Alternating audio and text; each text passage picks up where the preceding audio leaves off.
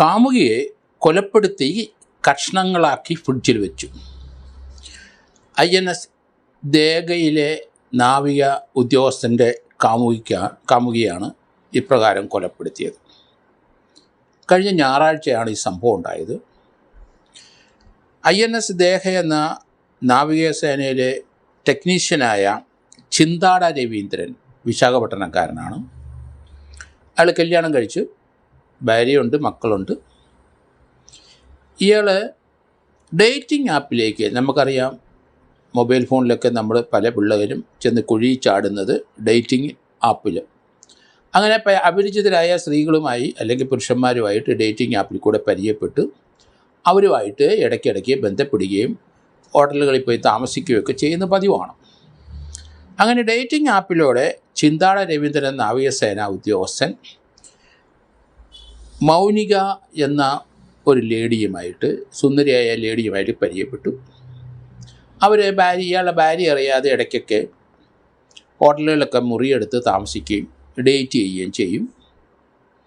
അങ്ങനെ ആ ബന്ധം ഭാര്യ അറിയാതെ വളർന്നു. ഇവർ ചിന്താട രവീന്ദ്രന് പല ആവശ്യം പറഞ്ഞ് പണം വാങ്ങാൻ തുടങ്ങി. ഏകദേശം 3-3.5 ലക്ഷം രൂപ. ഇയാൾ ശമ്പളക്കാരനാണ്, നേവി ഉദ്യോഗസ്ഥനാണ്, ഭാര്യയ്ക്ക് ജോലിയില്ല. അയാളിൽ നിന്ന് 3.5 ലക്ഷത്തോളം കമഴ്ത്തി. അതിനുശേഷം ഇവിടെ ഒരു ബാധ്യതയായിട്ട് തോന്നി ചിന്താട രവീന്ദ്രന്. ഏതായാലും കഴിഞ്ഞ ഞായറാഴ്ച ഭാര്യ 1-2 ആഴ്ചത്തേന് വീട്ടിലേക്ക് പോയി. ഇയാളുടെ വീട് വിശാഖപട്ടണത്തെ വീട് ആരുമില്ല, കാലിയായി. തൻ്റെ കാമുകിയും മൗനികയും ആ വീട്ടിലോട്ട് വിളിച്ചുകൊണ്ട് വന്നു. അങ്ങനെ രാത്രിയിൽ അവർ തമ്മിൽ ഈ 3.5 ലക്ഷം രൂപയിൽ തമ്മിൽ തർക്കമായ ശേഷം ഇയാൾ അവരെ കൊലപ്പെടുത്തിയെന്നാണ് വരുന്ന വാർത്ത. ഏതായാലും തർക്കം മൂർച്ഛിച്ചു. അവസാനം അവരെ കൊലപ്പെടുത്തി.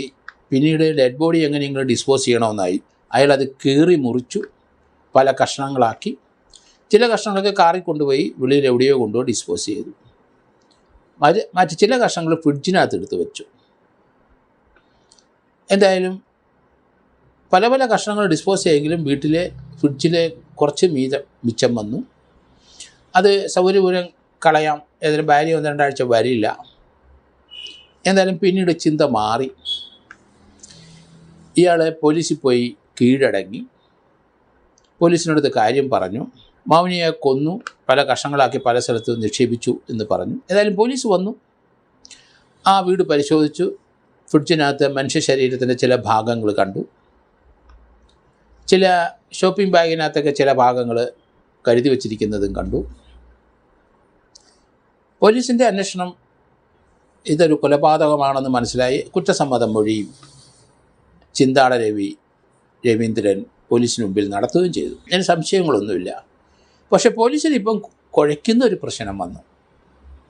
ഈ മൗനികയുടെ തല കാണാനില്ല. മൗനികയുടെ തല പോലീസ് വളരെ ചോദ്യം ചെയ്തിട്ടും അത് ഇവർ അക്കൗണ്ട് ചെയ്യാൻ പറ്റുന്നില്ല. കഷ്ണമായിട്ട് പലയിടത്തും കളഞ്ഞു എന്നാണ് പറയുന്നത്. ആളെ തിരിച്ചറിയാതിരിക്കാൻ തീർച്ചയായിട്ടും തല കൊടുക്കാതിരിക്കുന്ന ഒരു തന്ത്രം തന്നെയാണ്.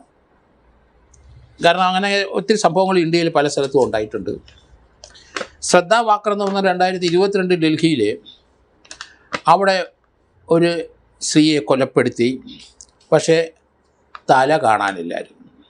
അത് ഇതുപോലെ കഷ്ണമായിട്ട് അരിഞ്ഞ് മുറിപ്പെടുത്തി അത് ചില ബാഗിലൊക്കെ പല സ്ഥലത്തും കൊണ്ടുപോയി നിക്ഷേപിച്ചു. അഫ്താബ് പൂനാവാല എന്നൊരാളാണ് ഇതെല്ലാം ചെയ്തത്. ശ്രദ്ധ എന്ന പങ്കാളിയെ അയാളും കൊലപ്പെടുത്തി കഷ്ണമായിട്ട് പല സ്ഥലത്തോട്ടും കൊണ്ടുപോയി നിക്ഷേപിച്ചു. ഏതായാലും അത് പോലീസ് ആ കേസ് ഡിറ്റക്റ്റ് ചെയ്തു, അയാളെ അറസ്റ്റ് ചെയ്തു. അവിടെ ഇവരുടെ സ്ഥലം കിട്ടാനായിട്ട് ബുദ്ധിമുട്ട് വന്നു. ഇവിടെ അത് തന്നെ ഉണ്ടായത്. പല കാര്യങ്ങളും ആലോചിച്ച് ഈ തെളിവ് മുഴുവൻ നശിപ്പിച്ച് രക്ഷപ്പെടാമെന്നാണ് കരുതിയത്. കാരണം ഭാര്യ ഇല്ലാത്ത സമയത്താണ് ഈ മൗനികയെ ആ വീട്ടിൽ വിളിച്ചുകൊണ്ട് വന്നത്. അവളും പ്രതീക്ഷ ഉണ്ടാവില്ല കൊലപാതകം നടക്കുമെന്ന്. ഇയാളെ പണം ഊറ്റുന്ന ഒരു രംഗത്തേക്ക് അവൾ മാറി എന്നാണ് അയാൾക്ക് മനസ്സിലായി. അതേപറ്റി അങ്ങോട്ടും ഇങ്ങോട്ടും വാക്കുതർക്കം ഉണ്ടായി. 3.5 ലക്ഷം രൂപ അടിച്ച കാര്യങ്ങൾ ചോദിച്ചെന്നാണ് അയാൾ പറയുന്നത്.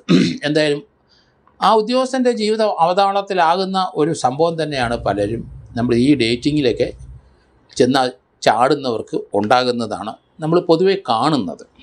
ഈ കേസിനകത്തും തല കാണാനില്ല.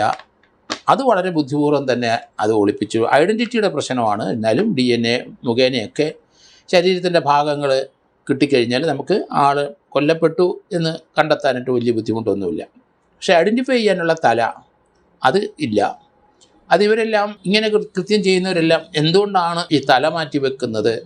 അതൊരു പ്രത്യേക ചിന്തയാണ്. ഞാൻ സർവീസിലെ ഡിറ്റക്റ്റീവ് ഇൻസ്പെക്ടറായിരുന്ന കാലത്ത് ക്രൈം ബ്രാഞ്ചിൽ രാമങ്കരി പോലീസ് സ്റ്റേഷനിലെ സബ് ഇൻസ്പെക്ടർ സുഗതൻ ഭാര്യയുടെ കാമുകൻ എന്നൊരാൾ, ഭാര്യയെ പല പ്രാവശ്യം ഡിസ്റ്റർബ് ചെയ്ത് വന്ന ഒരാളെ അയാളെ സൂത്രത്തിലെ അയാളെ പോലീസ് ക്വാർട്ടേഴ്സിൽ വിളിച്ചു വരുത്തി അയാളെ കൊലപ്പെടുത്തി, അയാളെ കഴുത്ത് കണ്ടിച്ചു. അവിടെ രാമങ്കരി പോലീസ് സ്റ്റേഷനിലെ കൂടുതലും വെള്ളത്താൽ ചുറ്റപ്പെട്ട ഏരിയ ആയതുകൊണ്ട് പോലീസ് ബോട്ടുണ്ട്. ആ പോലീസ് ബോട്ടിൽ ഈ ഡെഡ് ബോഡി പോലീസ് സ്റ്റേഷനിൽ നിന്ന് ബോട്ട് പോലീസ് സ്റ്റേഷനോട് ചേർന്ന് കെട്ടിയിട്ടിരിക്കുന്നതാണ്. പോലീസിലെ രാത്രിയിലെ GD ചാർജുകാരനും പോലീസുകാരനും ഇങ്ങനെ ക്വാർട്ടേഴ്സിൽ നിന്ന് ഈ ബോഡി കൊണ്ടുവന്നൊക്കെ കാണാം. എന്തായാലും അവരെയൊക്കെ പറ്റിച്ച് എന്തോ അടുത്ത ദിവസം ഈ ബോഡി ആ ബോട്ടിൽ കൊണ്ടുപോയി കഴുത്തറത്ത് ആ കായലിലെ രാമങ്കരി കായലിൽ നിക്ഷേപിച്ചു. ബോഡിയും വെളിയിൽ തള്ളി. ആ ബോട്ടിൻ്റെ ഡ്രൈവറും ആ കേസിനകത്ത് പ്രതിയായിട്ടുണ്ട്. എന്തായാലും ആ സുഗതൻ എന്ന് പറഞ്ഞ അദ്ദേഹം ആ കേസിനകത്ത് ജീവപര്യന്തം തടവ് കഴിഞ്ഞു. ആ കേസിൽ എൻ്റെ സീനിയറായ ഉദ്യോഗസ്ഥനാണ്. അയാൾ SP ആയിട്ട് റിട്ടയർ ചെയ്ത് നല്ല ഇൻ്റലിജൻറ്റും ബ്രില്യൻറ്റുമാണ്. പക്ഷേ അയാൾക്ക് ഒന്നിൽ കൂടുതൽ ഭാര്യമാർ ഉണ്ടായിരുന്നു എന്ന് പറയുന്നു. ഏതായാലും അയാൾ കൂടെ താമസിച്ച സ്ത്രീയുമായിട്ട് ബന്ധമുള്ള ഒരു ബാങ്ക് ഓഫീസറായാണ് ഇയാൾ കൊലപ്പെടുത്തിയത്. അവിടെ തലയുടെ പ്രത്യേകത കൊണ്ടാണ് ഞാനത് പറയാൻ കാരണം. അന്ന് MP ബാലകൃഷ്ണനായിരുന്നു എൻ്റെ SP ആയിട്ടിരുന്നത്. ഞാനന്ന് ഡിറ്റക്റ്റീവ് ഇൻസ്പെക്ടറാണ്. ഏതായാലും രാമങ്കരിയിലെ എൻ്റെ ബാച്ച്മേറ്റായ ഒരു സർക്കിൾ ഇൻസ്പെക്ടറാണ് രാവിലെ ഒരു ഖബന്ധം അല്ലെങ്കിൽ ഒരു ബോഡിയുടെ തലയില്ലാത്ത ഒരു മൃതദേഹം രാമങ്കരിയിൽ ആ കായലിൽ കൂടെ ഒഴുകി കരയ്ക്കടിച്ചു. അതിനെ സംബന്ധിക്കുന്ന കേസ് രജിസ്റ്റർ ചെയ്ത് സൊമോട്ടോ ആരാന്നറിയില്ല.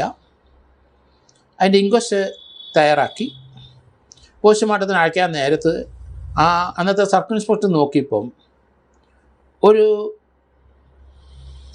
നമുക്കറിയാം തേങ്ങ അല്ലെങ്കിൽ പൊതിക്കാത്ത തേങ്ങ അത് വെള്ളത്തിൽ വീണ അത് പൊങ്ങിയും താങ്ങും എങ്ങനെ സഞ്ചരിക്കുന്നത് കാണാം. അതുപോലെ ഈ തല പൊങ്ങിയും താന്നും വരുന്നത് അവിടുത്തെ SHO അന്നത്തെ SHO എൻ്റെ ബാച്ച്മേറ്റാണ്. അങ്ങേര് കണ്ടു, കരയ്ക്കടിപ്പിച്ചു. ഈ ശരീരത്തിൻ്റെ തന്നെ തലയാണെന്ന് കണ്ടെത്തി. ഏതായാലും അത് വലിയ വിവാദമായ ഒരു സംഭവം തന്നെയായിരുന്നു. അതിൻ്റെ കുറ്റച്ചാർജ് ഞാൻ കൊടുത്തു. ഏതായാലും സുഗതനെ ശിക്ഷിച്ചു ജീവപര്യന്തം. അതിനുശേഷം അദ്ദേഹം ജയിൽ മോചിതനായ ശേഷം എന്നെ വന്ന് കണ്ടു. പിന്നീട് അദ്ദേഹം മരണപ്പെട്ടു. അദ്ദേഹത്തിൻ്റെ ഭാര്യയും മക്കളും ഒക്കെ ഉണ്ടായിരുന്നു. എന്തായാലും പിന്നീട് അദ്ദേഹം മരണപ്പെട്ടു പോയി. ഏതായാലും ആ സംഭവമാണ് ഇപ്പോൾ എനിക്ക് ഓർമ്മ വരുന്നത്.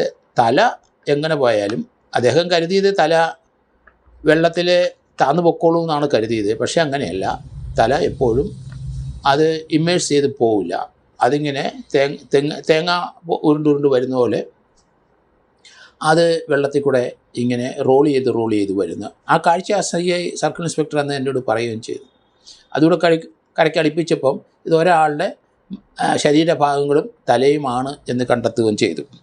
അപ്പോൾ അതേ രീതിയിലുള്ള ഒരു നടപടി ഇവിടെയും ഈ നേവി ഉദ്യോഗസ്ഥൻ ചെയ്തിരിക്കുന്നു എന്നുള്ളതാണ്. എന്തായാലും ഇതിനെ സംബന്ധിക്കുന്ന വാർത്തകൾ വലുതായിട്ട് വന്നുകൊണ്ടിരിക്കുന്നു. ഏതായാലും വിവരമുള്ള 35 വയസ്സ് പ്രായമുള്ള INS ദേഹയിലെ ഉദ്യോഗസ്ഥനായ ഈ വ്യക്തി ഇങ്ങനെ ഒരു കുറ്റകൃത്യം ചെയ്യുക എന്ന് പറഞ്ഞാൽ വഴിവിട്ട ജീവിതം കൊണ്ട് തന്നെയാണ് അത് സംഭവിച്ചു പോയത്. അതുകൊണ്ട് ഇതുപോലെയുള്ള ബന്ധങ്ങളിൽ അത് മിക്കവാറും അയാളുടെ കുടുംബം നശിക്കും. അതോടൊപ്പം തന്നെ ഈ സ്ത്രീയുമായിട്ടുള്ള അവിശുദ്ധ ബന്ധത്തിലോട്ട് വന്നു കഴിയുമ്പം അത് മിക്കവാറും ഒരു കൊലപാതകത്തിലേക്ക് സഞ്ചരിക്കും. കുടുംബ ജീവിതം ഭദ്രമല്ലാതെയാവും. മക്കളും ഭാര്യയും വേർപെട്ടു പോവും നമ്മളെ നിന്ന്.